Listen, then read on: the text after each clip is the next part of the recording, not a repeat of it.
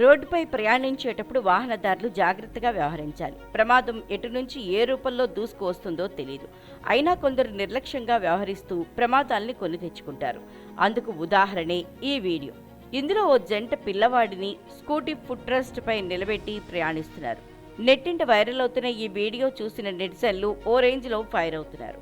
బెంగళూరుకి చెందిన ఓ జంట నగరంలోని రద్దీగా ఉండే వైట్ ఫీల్డ్ ప్రాంతంలో తమ స్కూటీపై వెళ్తున్నారు. ఆ సమయంలో దంపతులిద్దరూ సీటుపై కూర్చునగా కుమారుణ్ణి మాత్రం ఫుట్ రెస్ట్ పై నిలబెట్టి ప్రయాణిస్తున్నారు.